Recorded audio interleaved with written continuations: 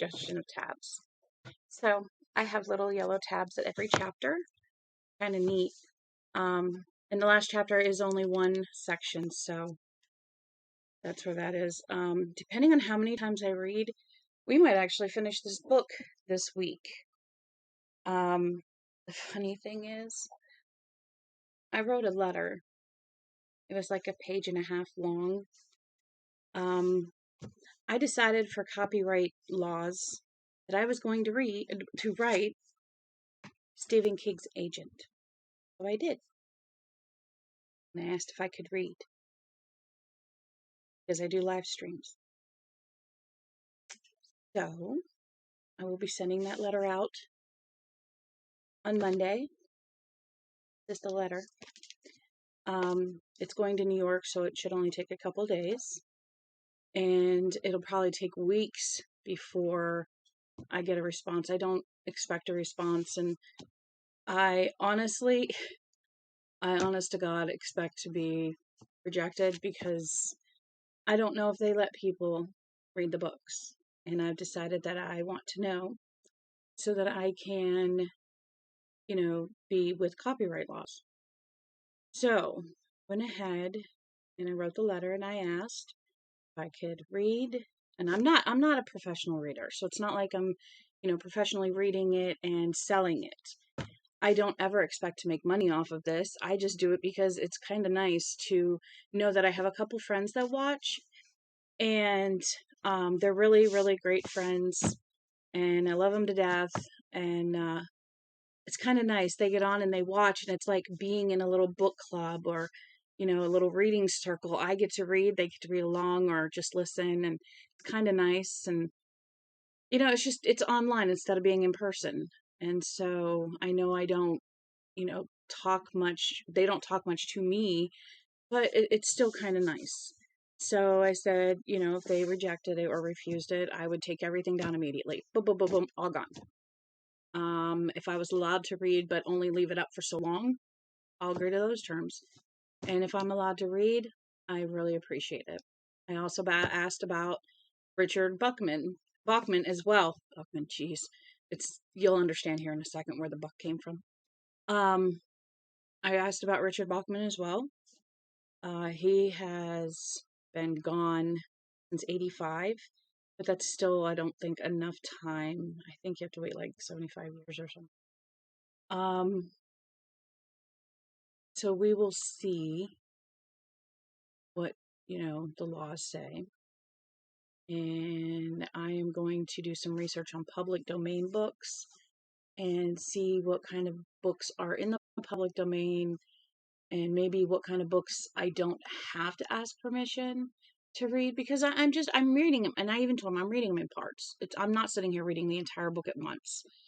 I just think it's fun. I love to, as when I started reading The Running Man, I actually finished Roadwork online, and I started reading Running Man. I just really loved it. And I know my voice isn't the same, but if I could read out loud all day, I would. If I could just sit here and read out loud all day, I would. But unfortunately, my body does not allow me to do that. So I don't read in sections. And then I put them on YouTube, which is the other reason that I'm doing the copyright letter. And if I never hear, then I never hear. I don't get any rejections or anything. But, it would be kind of nice, and I even thanked, even though it's not going straight to him, I even, said thank you to, Mr. King and Mr. Bachman for, writing such great, what did I say? I think great works is what I said. But they are. I mean, for me to read these horror books is turning out to be a lot different than I thought, and I get to have the reactions, and I do cry, and I do laugh, and I'm sure other people might too, so see how it goes. But I figured I'd give y'all a heads up that if anything disappears, that is why. But when I hear an answer, I will let you guys know, because I'm kind of excited on whether or not they'll answer. So I don't think they get very many handwritten letters, but I could be wrong because maybe some people do handwrite, but we'll see. So anyway, we left where they were opening up.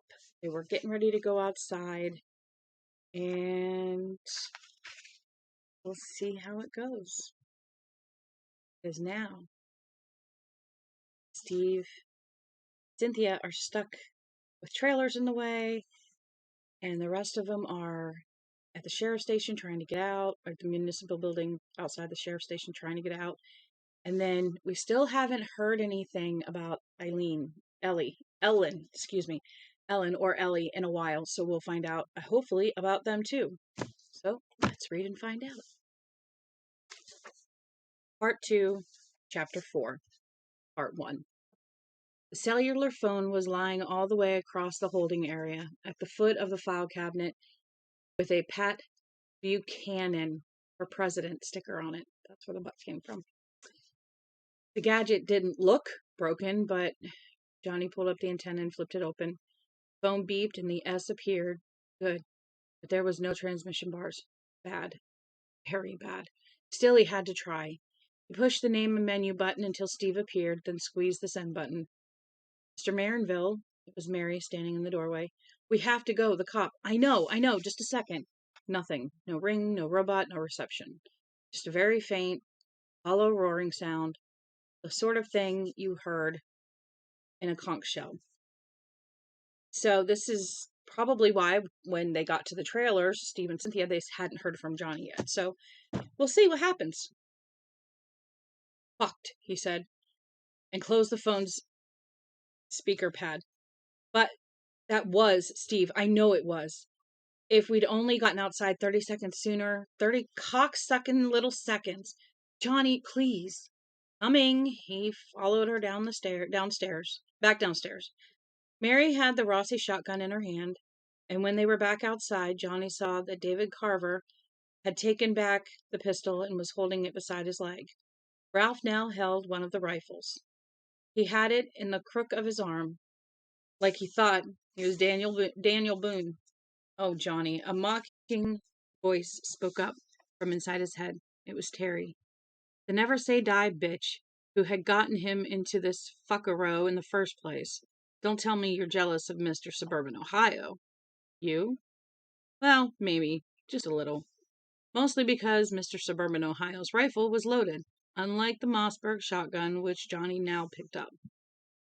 That's a Ruger 44, the man was telling Ralph. 4 rounds. I left the chamber empty. You have to shoot? Remember that. I will, Ralph said. She'll kick you hard. Remember that, too. Billingsley lifted the last gun, the 30-06. For the moment, Johnny thought the old fart was going to offer to trade him, but he didn't. All right, he said. I guess we're ready. Don't shoot at any varmints unless they come at us. You'd just miss. Use up ammunition and probably draw more. You understand that, Carver? Yes, Ralph said. Son? Yes. Ma'am? Yes. Mary said. She sounded resigned to being a ma'am, at least until she got back to civilization. And I won't swing unless they get close, I promise, Johnny said. It was supposed to be a joke, a little mood brightener, but all it earned from Billingsley was a look of cool contempt. It wasn't a look Johnny thought he deserved. Do you have a problem with me, Mr. Billingsley? He asked. I don't care for your looks much, Billingsley shot back. We don't have much respect out in these parts for older folks who wear their hair long. As to whether or not I have a problem with you, that I couldn't say just yet. As far as I can see, what you do to folks out in these parts is gut shot them and then hang them on hooks like deer. So maybe... Really? So maybe you'll pardon me if I don't take your opinions too deeply to heart. Now listen here. And if that's hair laying across your ass Because you missed your daily quart of sour mash, don't take it out on me. He was ashamed of the way the old man's eyes flickered when he said that, and at the same time he was bitterly gratified. You knew your own God. You knew your own, by God. There was a lot of know-it-all buttheads in Alcoholics Anonymous, but they were right about that. You knew your own even when you couldn't smell the booze on their breath or wafting out of their pores. You could almost hear them pinging in your head like sonar. Stop it, Mary snapped at him. If you want to be an asshole, do it in your own time. Johnny looked at her, wounded by her tone of voice, wanting to say something childish like, hey, he started it. Where should we go? David asked. Shone his light across the street at the oh my lord, at the Desperation coffee shop and video shop. Over there, the coyotes and the buzzard I saw were gone. Too close, I think, Ralph said. What about we get out of here completely? Did you find any car keys? Johnny rummaged and came up with a key ring David had taken from the dead cop. Only one set on here. I imagine they go with the cruiser Entrogen was driving. Is driving, David said. It's gone. It's what he took my mom away in. His face, as he said this, was unreadable.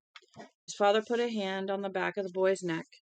It might be safer not to be driving just now anyway, Ralph said. A car's pretty conspicuous when it's the only one on the road. Any place will do, at least to start with, Mary said. Any place, yeah, but the farther from the cops' home base, the better, Johnny said. That's the asshole's opinion anyway. Mary gave him an angry look. Johnny bore it, not looking away. After a moment, she did, flustered. Ralph said, we might do well to hide up, at least for a little while. Where? Mary asked.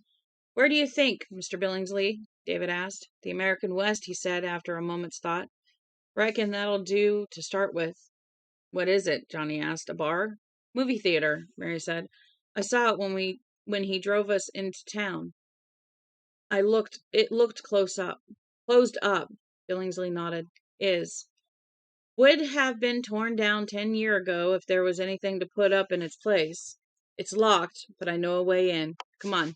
And remember what I said about the vermint? Don't shoot unless you have to. And stay close together, Ralph added. Lead the way, Mr. Billingsley. Once again, Johnny brought up the rear as they set off north along Main Street, their shoulders hunched against the scouring drive of the west wind. Johnny looked ahead at Billingsley, who just happened to know a way into the town's old, deserted movie theater. Billingsley, who turned out to have all sorts of opinions on all sorts of issues, once you got him wound up a little. You're a late-stage alcoholic, aren't you, my friend? Johnny thought. You got all the bells and whistles. If so, the man was operating well for one who hadn't had a shot in a while. Johnny wanted something to reduce the throb in his nose, and suspected that getting a drink into old Tommy at the same time might be an investment in their future. They were passing beneath the battered awning of Desperation's Owls Club. Hold it, Johnny said. Going in here for a minute. Are you nuts? Mary asked. We have to get off the street. There's nobody on the street but us, Johnny said. Didn't you notice? He moderated his voice, tried to sound reasonable. Look, I just want to get some aspirin. My nose is killing me. 30 seconds, a minute max. He tried the door before she could answer. It was locked. He hit the glass with the rifle butt, actually looking forward to the bray of the burglar alarm, but the only sound was the tinkle of glass falling onto the floor inside the relentless howl and the relentless howl of the wind.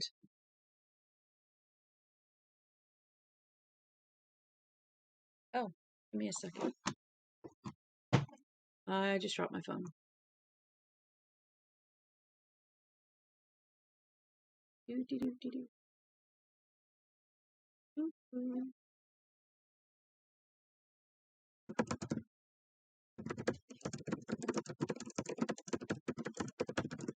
Let my husband up too. Here we go.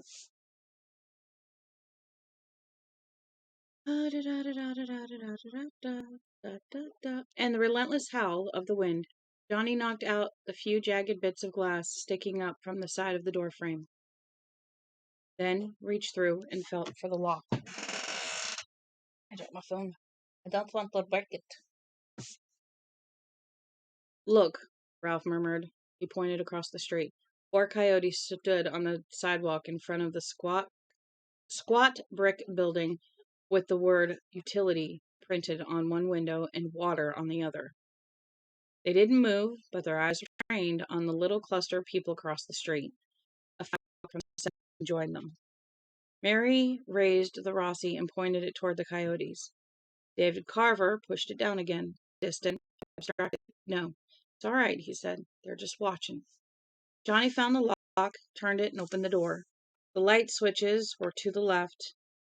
They turned on a bank of old-fashioned fluorescents, the kind that looked like inverted ice cube trays. These illuminated a little restaurant area, deserted, a cluster of slot machines, dark, and a pair of blackjack tables. Hanging from one of the light fixtures was a parrot. Johnny at first thought it was stuffed, but when he got a little closer, he observed the bulging eyes, a splatter of mixed blood and guano on the wood below it. It was real enough. Someone had strung it up. Entrogen must not have liked the way it looked. All he wanted. The owls smelled of old burgers and beer. At the far end of the room was a little shopping area. Johnny took a large bottle of generic aspirin and went behind the bar. Hurry up, Mary cried at him. Hurry up, can't you? Right there, he said. A man in dark pants and a shirt that had once been white was lying on the dirty linoleum floor, staring up at Johnny with eyes as glassy as those of the hanged parrot, the bartender. From the look of his clothes, his throat had been cut. Johnny pulled a quart of Jim Beam off the shelf. He held it up to the light for a moment, checked the level, then hurried out. A thought, not a nice one, tried to surface, and he shoved it back down, hard. He wanted to lubricate the old horse doctor. That was all. Keep him loose. When you got right down to it, it was an act of Christian charity. You're more than a sweetheart, Terry said inside his head. You're really a saint, aren't you? St. John the Lubricator. And then her cynical laughter. Are you done? Stop. Harley. Harley. Harley. Oh my God. Really? Phoebe, come here. Harley, come here. Stop barking out there. There ain't nothing out there but a cat. Or a person standing somewhere. They ain't got nothing out there to bark at. Go figure.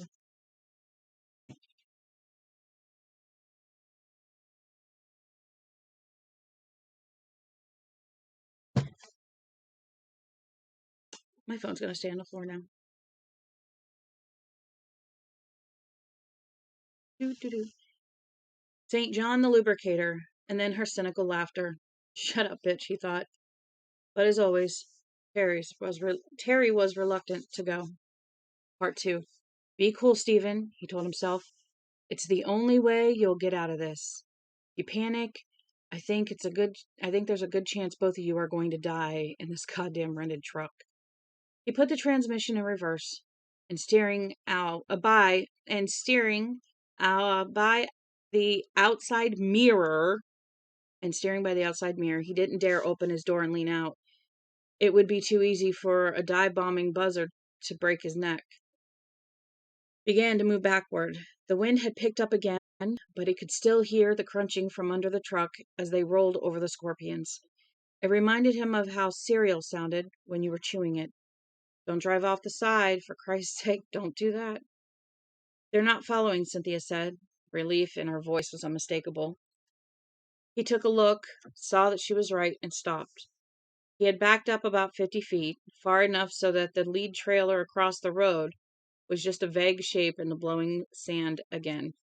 He could see brown blotches against the whitish-gray sand in the road. Squashed scorpions. From here they looked like pats of cow dung, and the others were retreating. In another moment he would find it hard to believe they had been there at all. Oh, they were, he thought. If you start doubting that, old buddy, all you have to do is take a look at the dead bird currently blocking the air vents at the bottom of the windshield. What do we do now? She asked. I don't know. He looked out his window and saw the Desert Rose Cafe. Half of its pink awning had come down in the wind. He looked out the window, past Cynthia, and saw a vacant lot with 3 boards nailed across the entrance. Keep out of here had been printed across the center board in sloppy white capitals, presumably by someone who didn't believe in Western hospitality. Something wants to keep us in town, she said. You know that, don't you? He backed the Ryder truck into the parking lot of the Desert Rose, trying to think of a plan. What came instead was a series of disjointed images and words. The doll laying face down at the bottom of the RV steps. The tractors. Saying her name was emergency and her telephone number was 911. Johnny Cash saying he built it in one piece at a time. Bodies on hooks, a tiger fish swimming between the fingers of a hand at the bottom of the aquarium, a baby's bib, the snake in the kitchen counter under the microwave. He realized he was on the edge of panic. Maybe on the edge of doing something really stupid, and groped for anything that would pull him back from the edge. Get him thinking straight again. What came to his mind, unbidden, was something he never would have expected. It was an image, clearer than any of the preceding ones, of a piece of stone sculpture they had seen on the computer table in the mining corporation's Quinset. The coyote, with the strange, twisted head, and the starting eyeballs, the coyote whose tongue had been a snake. There ought to be a picture of that thing next to ugly in the dictionary, Cynthia had said. She was right about that. Oh, yes, no question. Steve was suddenly overwhelmed by the idea that anything that ugly also had to be powerful. Are you kidding? He thought distractedly. The radio turned on and off when you touched it. The lights flickered. The aquarium fucking exploded. Of course it's powerful. What was that little piece of statuary we found back there? He asked. What was up with that? I don't know. I only know that when I touched it, what? When you touched it, what? It seemed like I remember every rotten thing that ever happened to me in my life, he said. Sylvia Marsucci spitting on me in the 8th grade out in the playground. Said I stole her boyfriend and I didn't even know who the hell she was talking about. The time my dad got drunk at my Aunt Wanda's second wedding and felt my ass while he was dancing and pretended it was a mistake. Like his hard-on was a mistake too. His hand crept to the side of her head. Getting yelled at, getting dumped on, Richard Junkins almost ripping my fucking ear off. Thought of all those things. Yeah, but what did you really think of? She looked for a moment as if she was going to tell him not to be a wise ass, then didn't. Sex, he said, and let out a shaky sigh. Not just fucking either. All of it. The dirtier, the better. Yes, he thought, the dirtier, the better. Things you might like to try but would never talk about, experimental stuff. What were you thinking about? Her voice was oddly sharp, at the same time oddly pungent, like a smell. Steve looked over at her and suddenly wondered if her pussy was tight, an insane thought to be having at a time like this. But it was what came into his head. Steve, sharper than ever, what are you thinking? Nothing, he said. His voice was thick, the voice of a man struggling out of a deep sleep. Nothing. Never mind. Does it start with C and end with E? Actually, my dear, cunt ends with a T. But you're in the ballpark.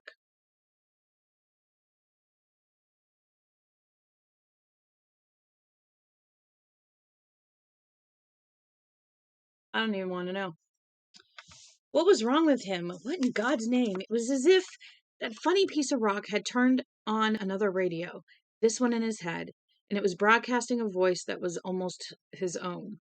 What are you talking about? He asked her. Coyote. Coyote, she said, lilting the words like a child. No, she wasn't accusing him of anything, although she supposed that briefly thinking so had been a natural enough mistake. She was just falling all over him with excitement. The thing we saw back at the lab. If we had it, we could get out of here. I know we could, Steve. And don't waste our time, by telling me I'm crazy.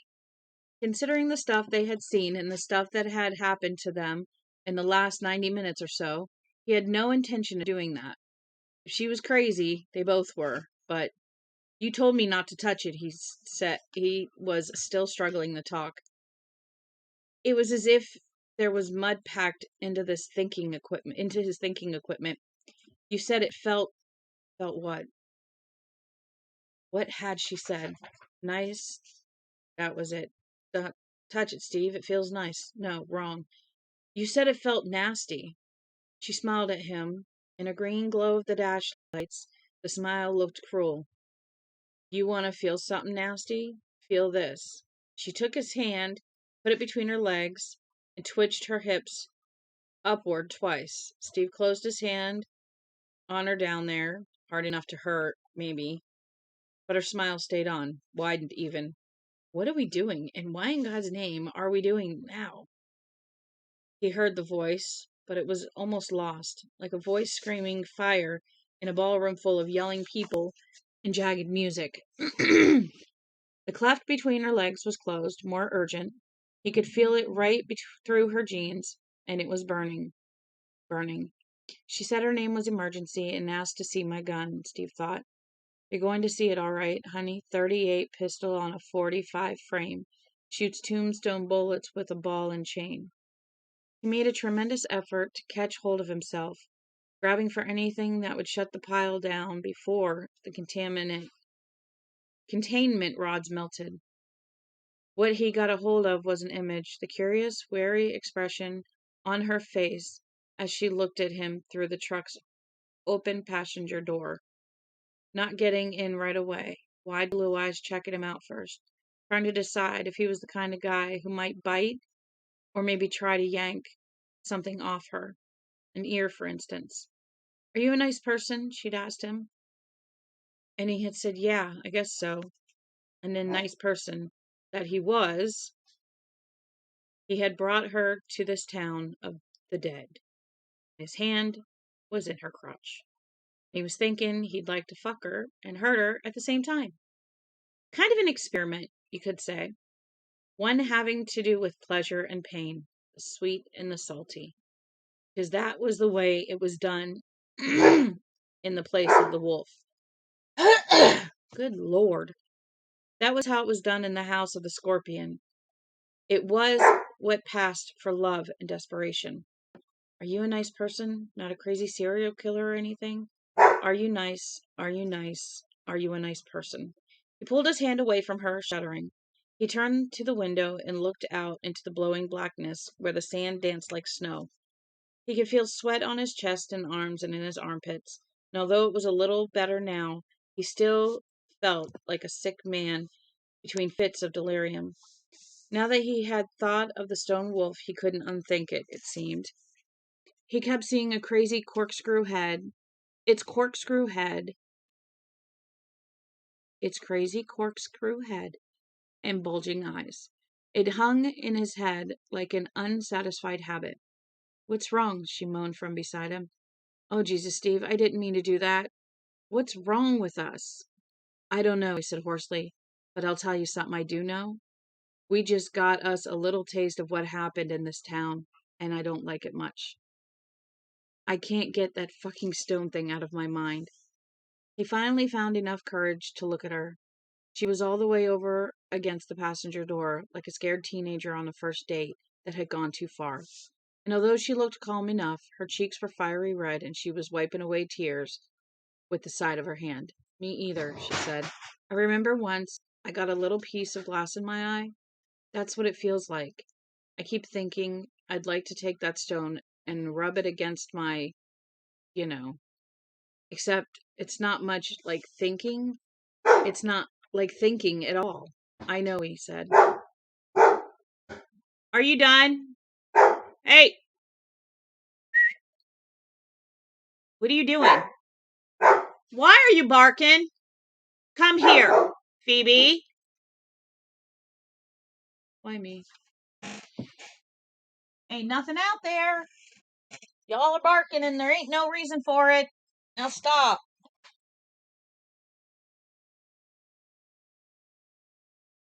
Oh, you gotta be kidding me. Did I really freeze?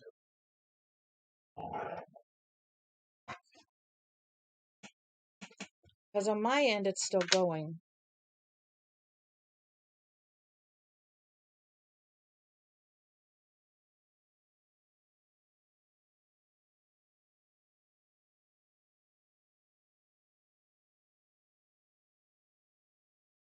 Alright, try refreshing that because on my end, it's still going. So, I'm not sure why it froze. I'm actually looking at the internet. So I said, still going. Please stop, guys. Phoebe. Phoebe. Phoebe, come here. Phoebe. Come here. Why are you messing with Mama right now? Really? Oh, good Lord. They're barking at each other.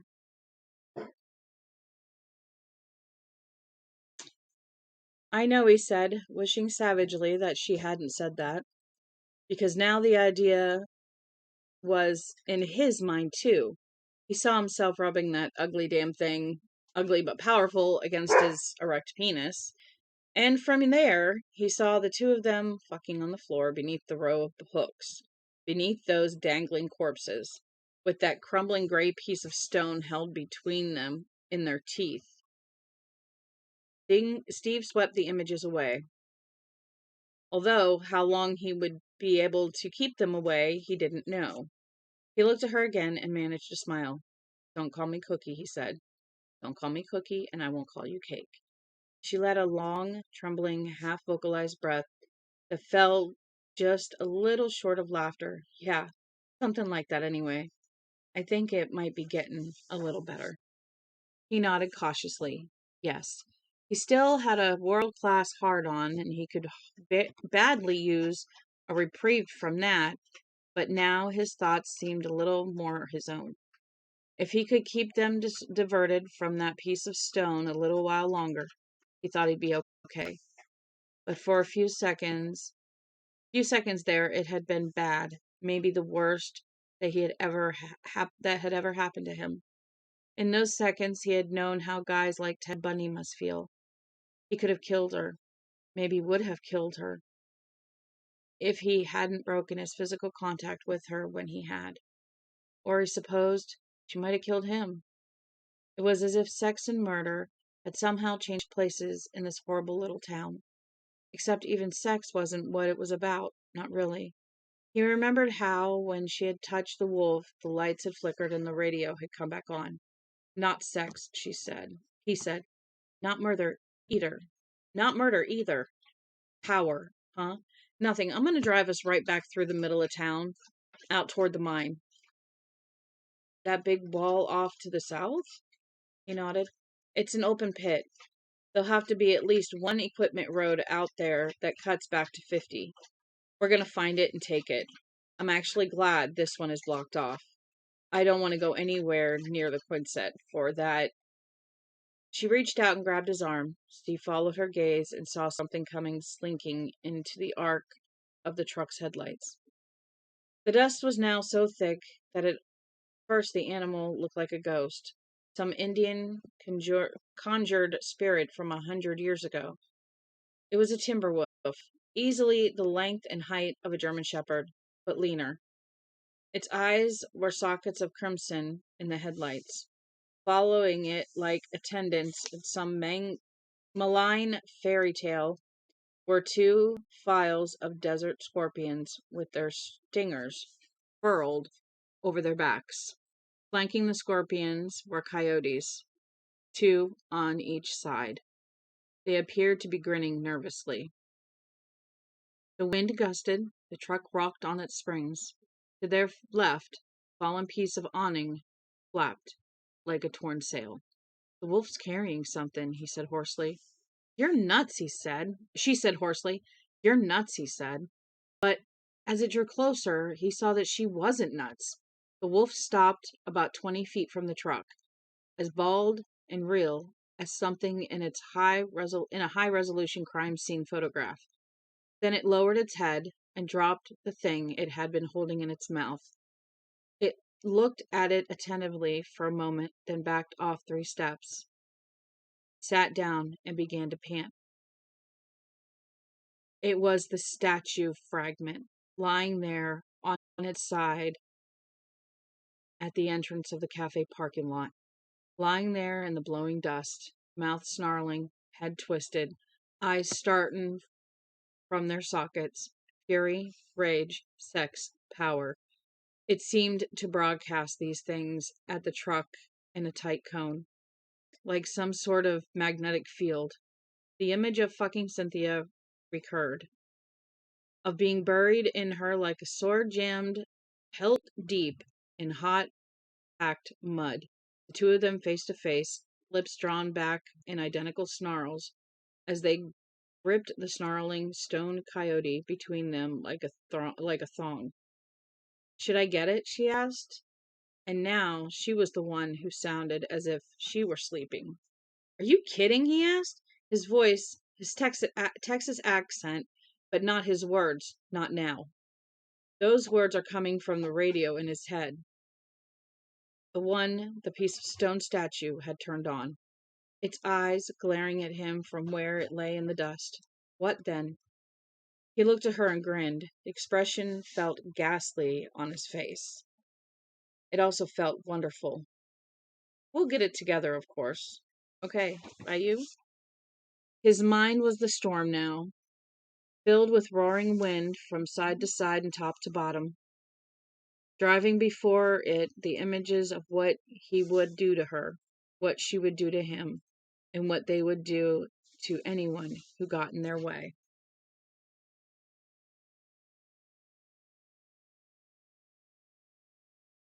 You know what? Okay.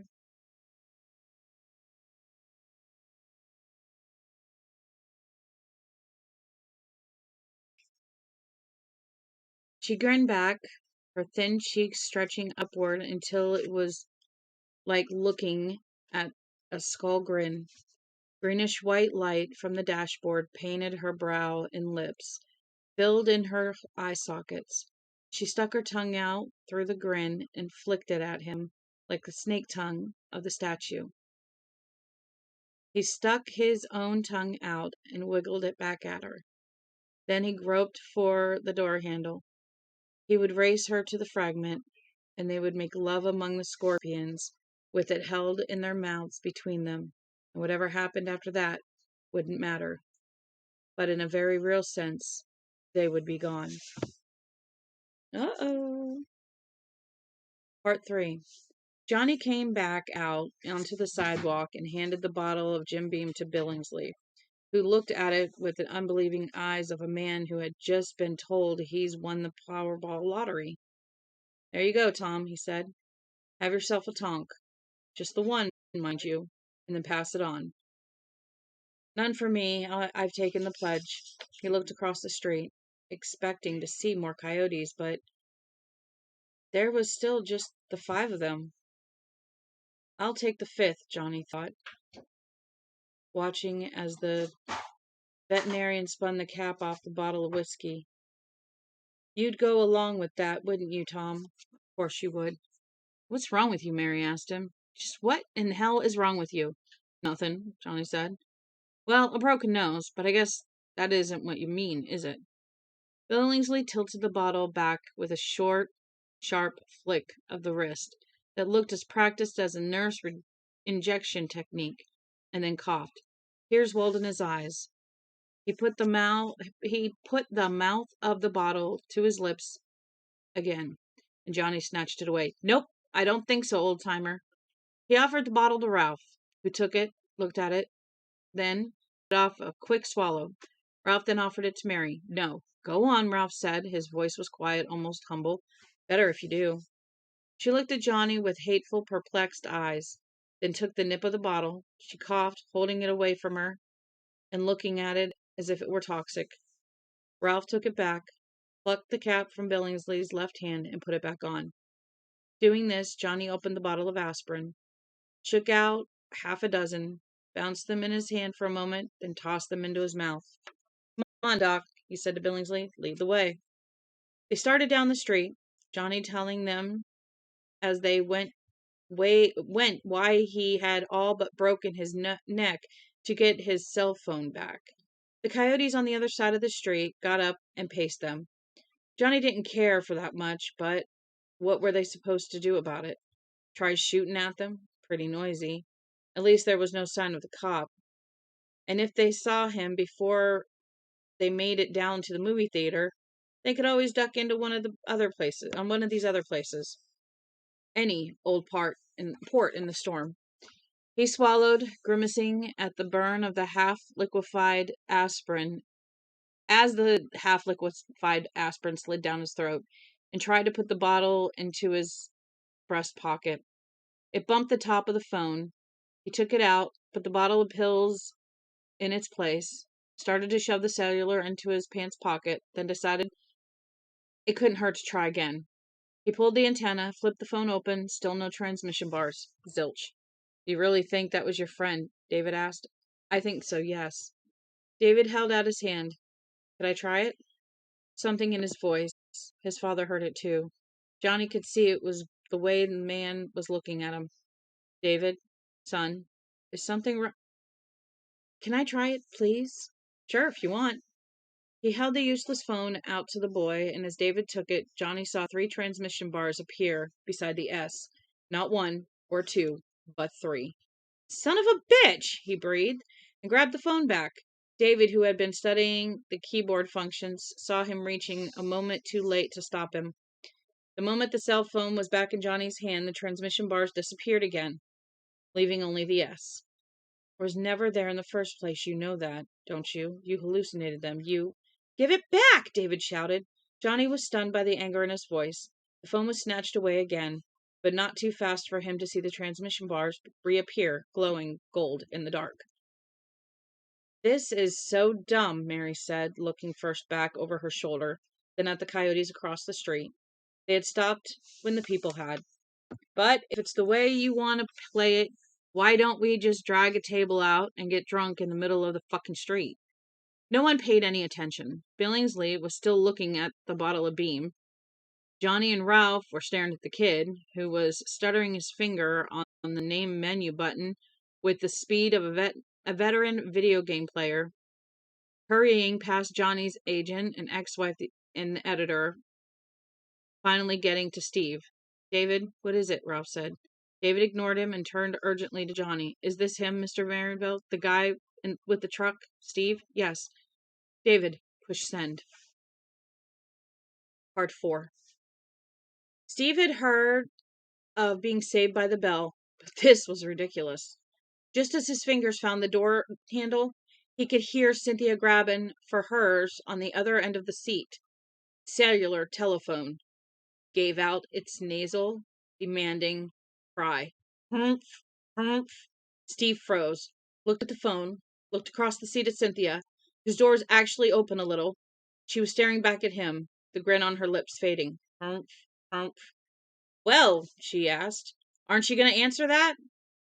And there was something in her tone, something so wifely, that he laughed.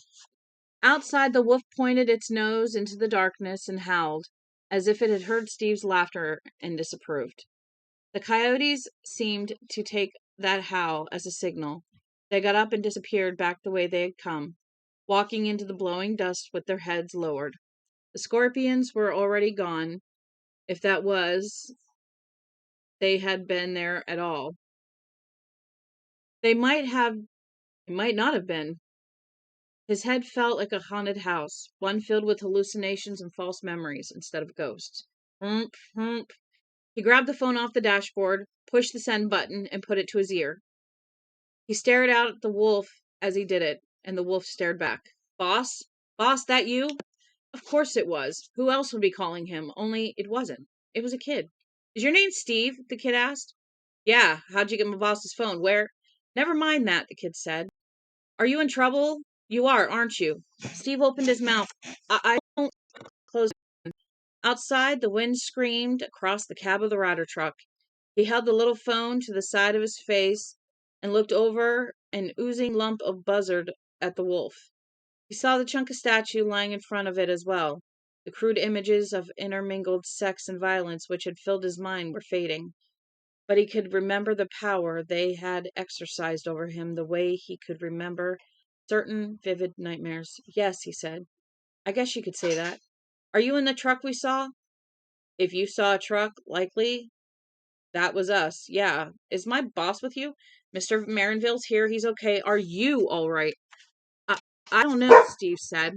There's a wolf, and he brought this thing. It's like a statue, only. Cynthia's hand darted into the lower part of his vision and honked the horn. Steve jumped.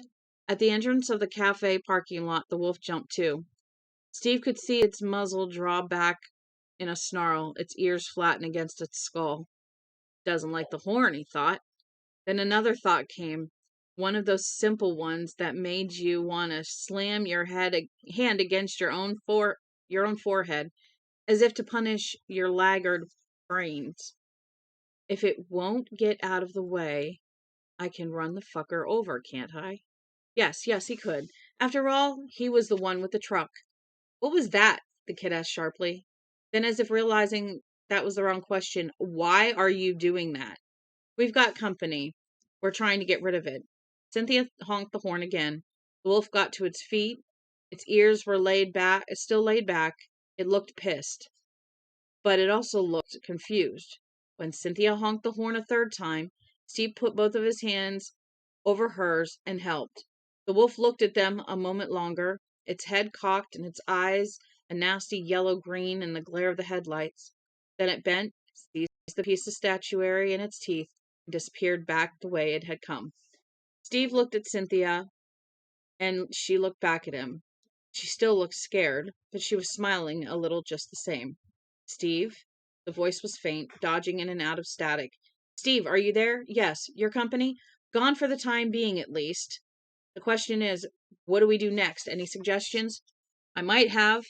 Damned if it didn't sound as if maybe he was smiling too. What's your name, kid? Steve asked. Part 5. We're going to read this little bit, and then we're going to wait till tomorrow for more. Behind them, back in the direction of the municipal building, something gave into the wind and fell over with a huge, loud crash. The sound made Mary whirl around in that direction, but she saw nothing. She was grateful for the mouthful of whiskey Carver had talked her into taking. Without it, that sound, she guessed it might have been some building's false front tumbling into the street, would have had her halfway out of her skin. The boy was still on the phone. The 3 men were gathered around him. Mary could see how badly Marinville wanted to take the phone back again. She could also see he didn't quite dare. It'll do you no good to be able to have what you want, Johnny, she thought. Do you a world of good. I might have, David said, smiling a little. He listened, gave his first name, then turned around so he was facing the Owls Club. He ducked his head when he spoke again. Mary could hardly hear him. A kind of dark wonder passed over her like a dizzy spell. He doesn't want the coyotes across the street to hear what he's saying. I know how crazy that sounds, but it's what he's doing. And you know something even crazier? I think he's right. There's an old movie theater, David said in a low voice. It's called the American West. He glanced at Billingsley for confirmation. Billingsley nodded. Tell him to go around to the back, he said, and Mary decided that if she was crazy, at least she wasn't the only one. Billingsley also spoke in a low voice and glanced over his shoulder once quickly, as if to make sure the coyotes weren't creeping closer, trying to eavesdrop. After he had made sure they were still on the sidewalk in front of the water and utility building, he turned back to David. Tell him there's an alley. David did, and as he finished, something apparently occurred to Marinville. He started to grab the phone, then restrained him. Tell him to park the truck away from the theater, he said. The great American novelist who also spoke in low tones, and he had one hand up to his mouth, as if he thought there might be a lip reader or two among the coyotes. If he leaves it in the front, and Entrogen comes back. David nodded and passed this on as well. Listened as Steve said something else, nodding, the smile resurfacing. Mary's eyes drifted to the coyotes. As she looked at them, she realized an exceedingly perverse thing. If they managed to hide from Entrogen long enough to regroup and got out of town, part of her would be sorry, because once this was over, she would have to confront the fact of Peter's death.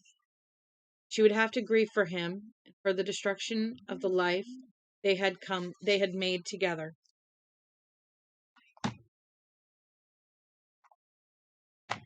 Hmm? Hmm.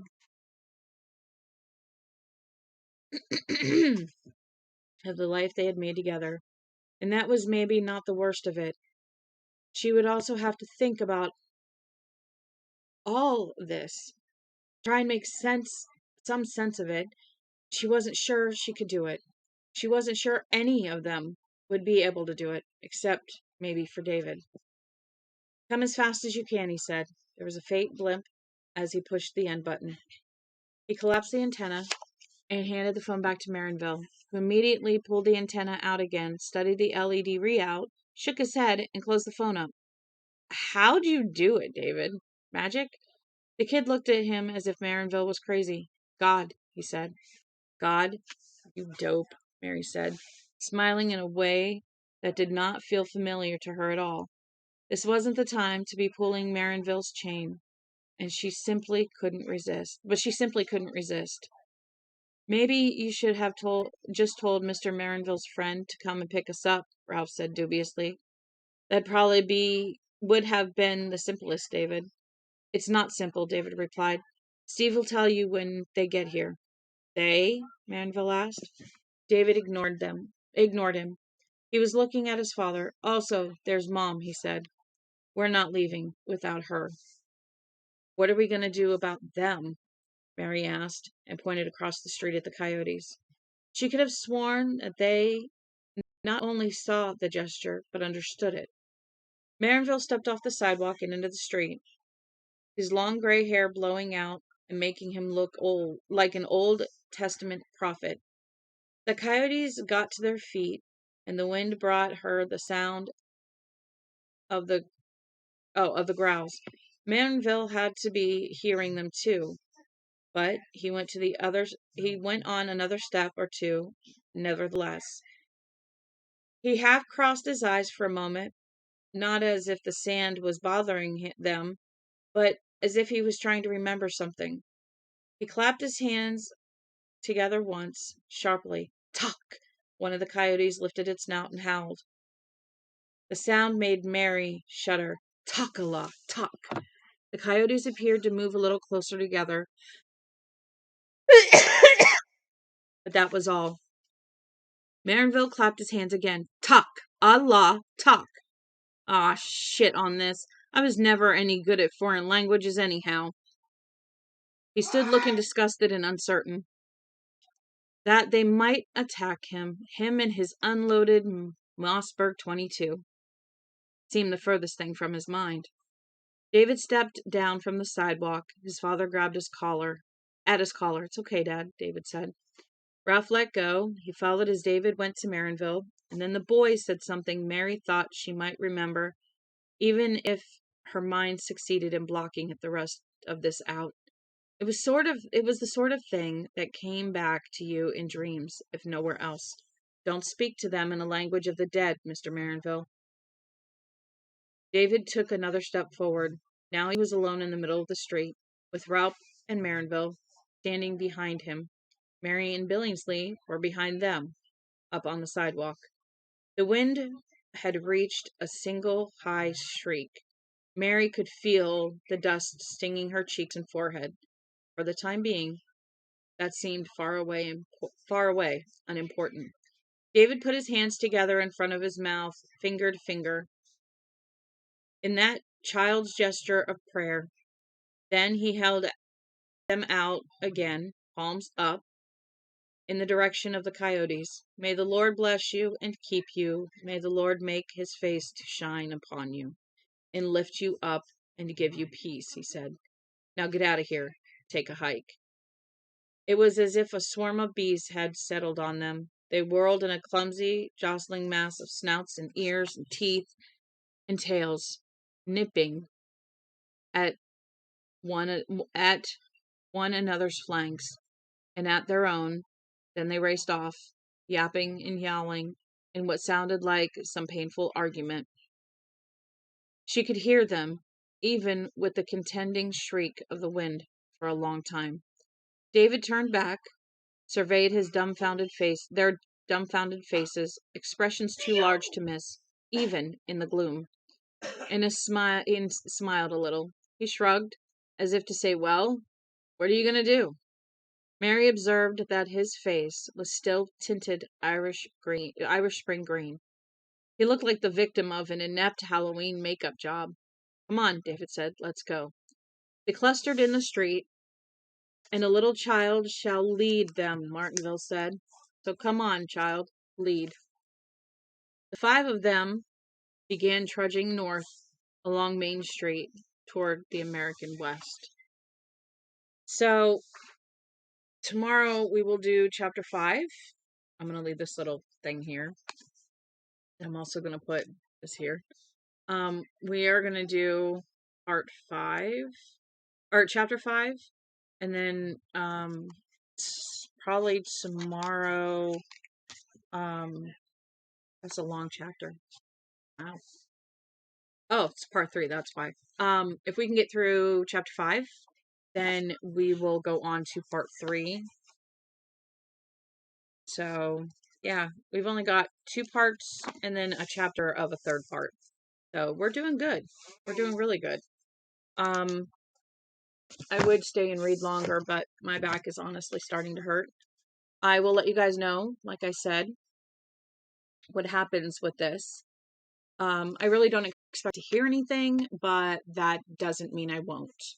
So we are going to send that out on Monday in the mail, and we will see what happens with that.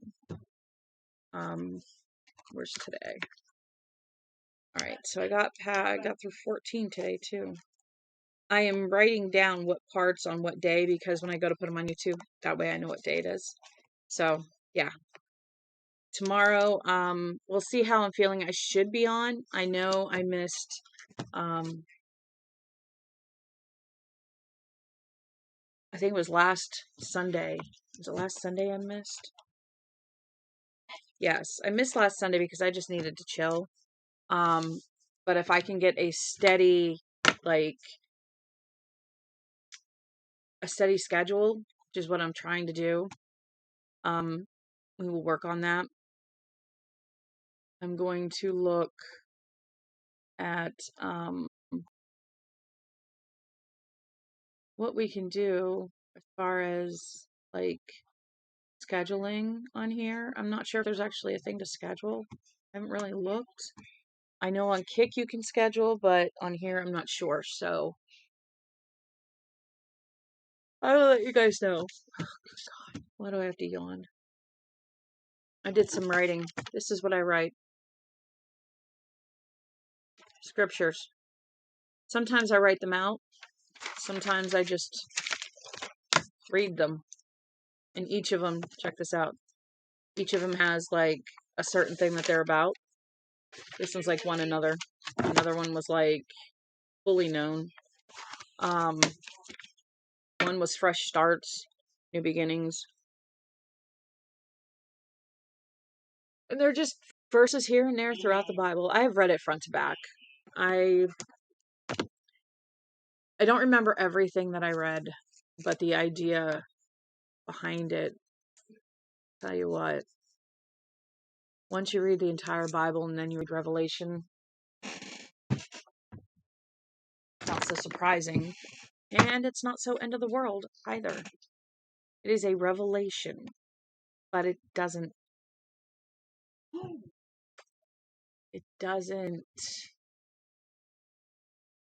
look so doomsday, as you could say. So we'll see how that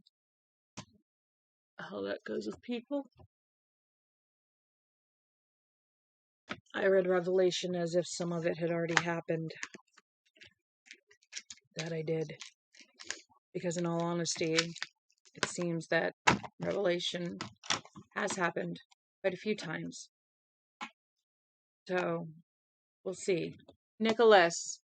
Yeah. Do I have a drink in the fridge? Do I have a soda or tea or anything? Or water? Do I really have Mountain Dew left? Can I have it? No. Yeah, well, I'm going to finish it off. Or take a drink and give you the rest. I don't know.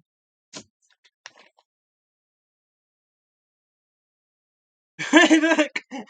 It went like, ew. Yeah. You mean the fact that it's showing what happened like 10 seconds ago? Like, really? It's funny, right? Watch.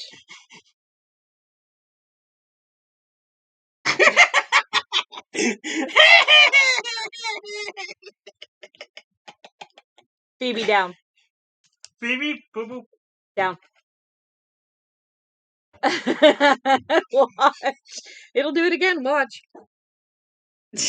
Phoebe, move. He's getting a kick out of the fact that he bends his head down, and he bends it down, Phoebe, and then move. like Out of the 10, way. 20 seconds later, his body does it on the camera. Phoebe, back. And no, she needs to go outside before we go to bed. Okay. I'll Phoebe, get her. I'll get her. outside. Oh well, maybe he can get her. Yeah. What happens when his meds start wearing off is he gets very loud, very hyper, and very out of control sometimes. So we have to be really careful. Yay! I'm glad it's working. Yeah, I don't know what happened. Like, I was seeing it on my end because what I do is I turn on my Twitch studio and then I come to the internet so I can see buffers or anything. And then I know it's working. So I'm not quite sure why it wasn't working on your end, but I appreciate you letting me know because I took a few minutes and I noticed it was working. So I figured I'd have you like reload, refresh, see if it works. So yeah. I don't know if people like on Kick watch watch this. Like when you're on Kick, you can see, oh wait, it's here, you can see users in chat. So it's 1, 2, 3, 4, 5, 6, 7, 8, 9, 10, 11.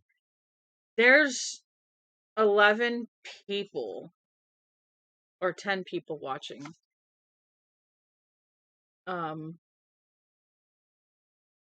Oops.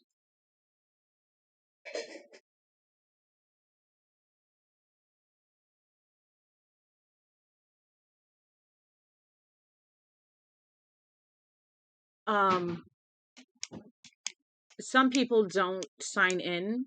Some people do. Kind of neat. Although 1, 2, 3, 4, 5, 6, 7, 8, 10, 11. Yeah, I guess that makes sense. But I don't know if anybody watches who isn't signed in. Like,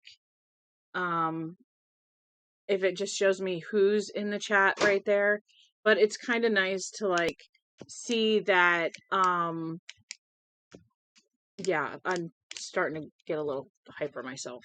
I don't.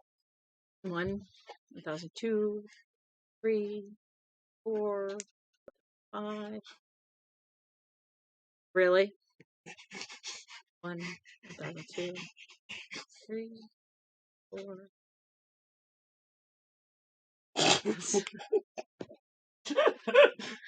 You are so goofy. Oh my good lord.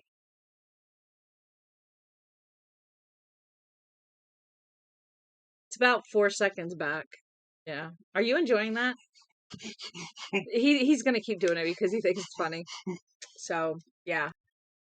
Anyway, it's nice if there's more than just like the people that I see as far as viewers watching. It's really neat. Are you having fun? Apparently he is having fun. Such a goofball. But that is my youngest son. He is autistic, but he loves Lego Dimensions. He loves Legos. He loves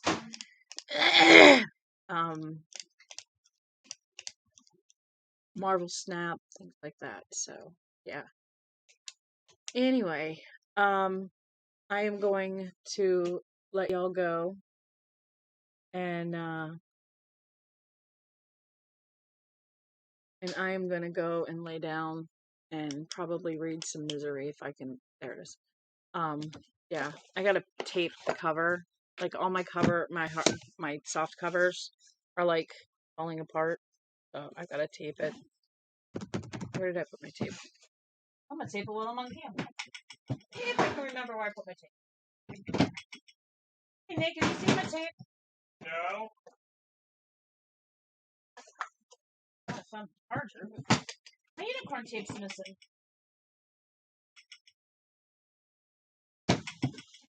Ah, that's why. Because it fell. Yes. I said unicorn tape. See? Unicorn. It's a dispenser. Yep.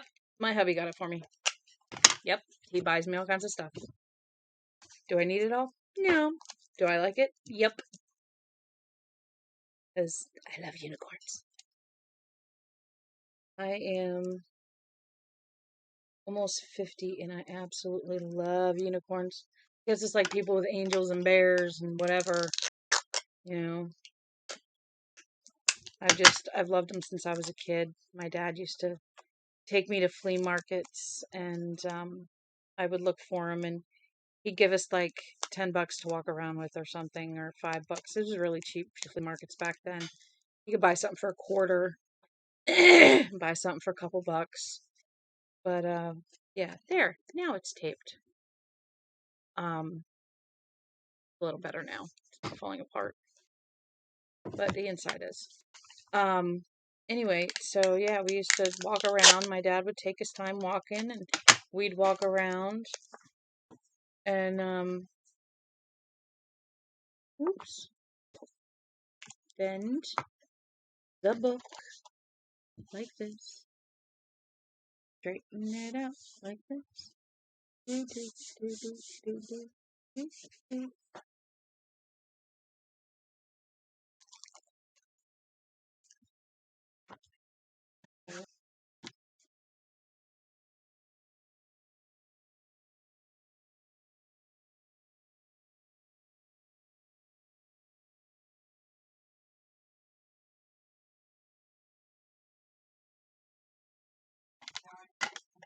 I'm gonna have to get on my game tomorrow and spend time with my little femboy pet.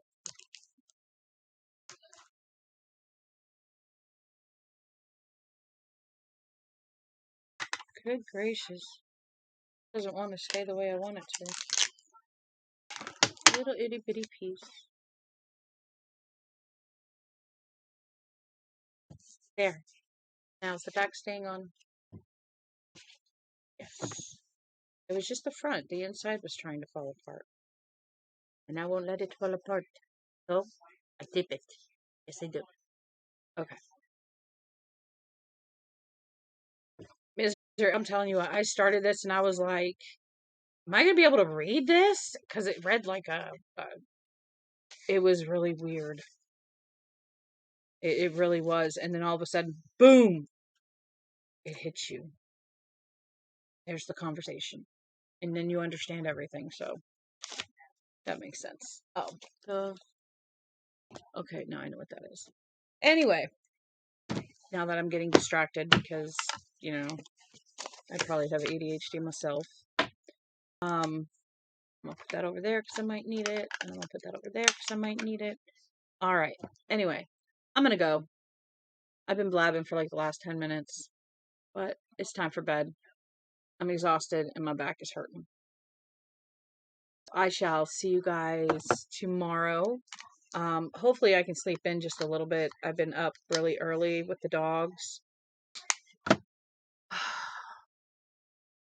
I just want to sleep until like 8 o'clock. 8 o'clock would be nice. My dogs usually get me up between 6:30 and 8, but sleeping until 8 is rare. Today I actually slept until 10. Nobody woke me up except for my clock.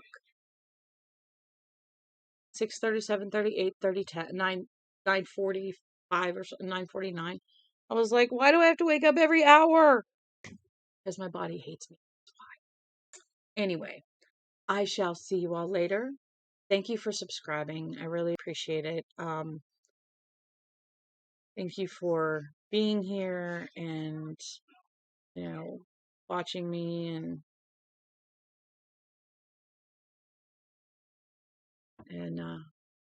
yeah. So hopefully we will have a good read tomorrow. By the way it looks, things are getting very interesting.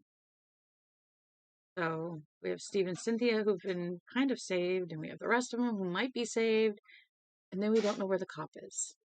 So we shall find out. But tomorrow morning when I get up and get going, I will lightning strike.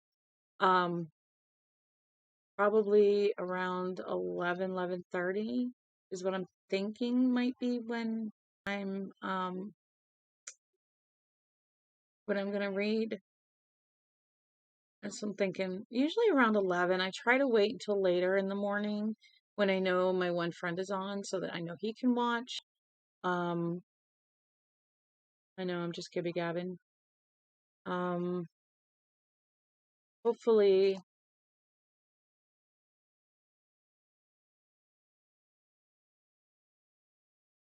okay. So, all right. I don't like to ignore my phone unless I know it's something that can wait. Especially when I'm going to bed. So anyway, I don't like yawning. I really don't. But as I said, I appreciate y'all following me. I appreciate y'all taking the time out of your day to just sit here and listen, even if it's just me gibby gabbing.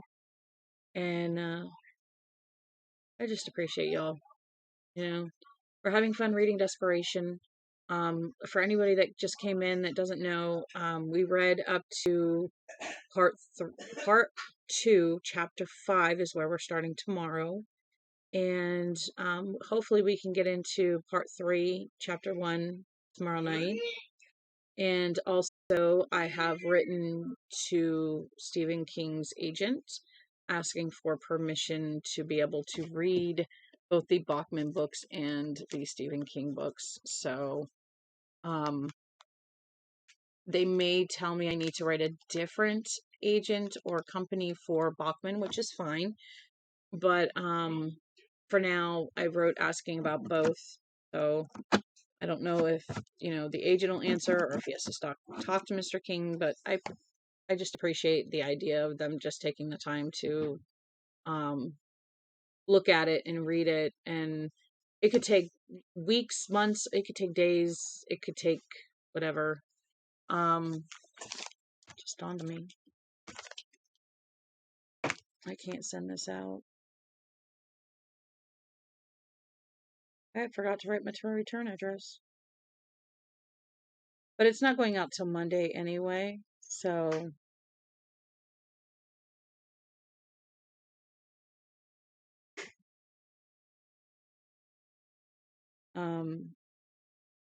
yeah, I was reading on copyright, and I don't think, little old me he's going to care about. I'm not a professional. I mess up all the time, constantly, you know.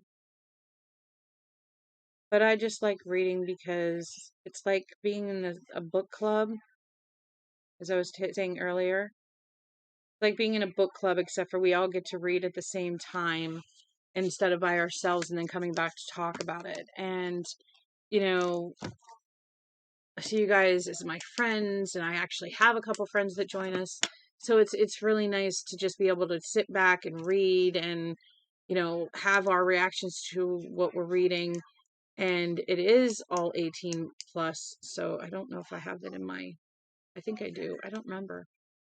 I actually need to look and see if I have that in my content disclaimer? I think I do. Like, in the disclaimer, it actually says recommended for viewers 18 years of age and older.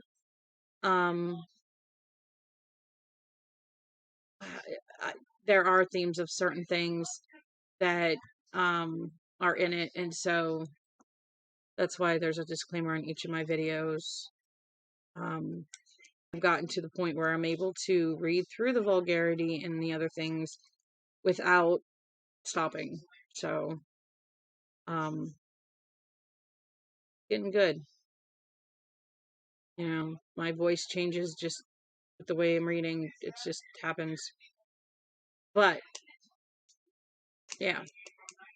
So we have 11 parts left. 11 chapters left.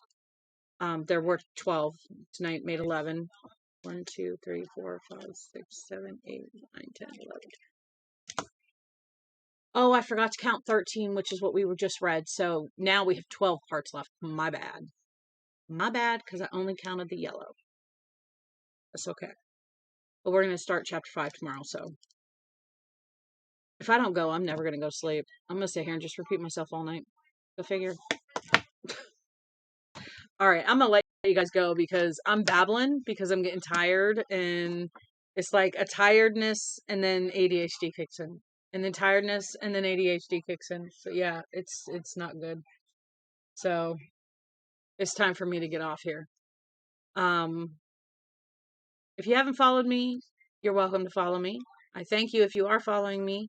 I appreciate you being here. I love y'all. I really do. Y'all are great. Thank you. Y'all have a good night. I love you. Bye.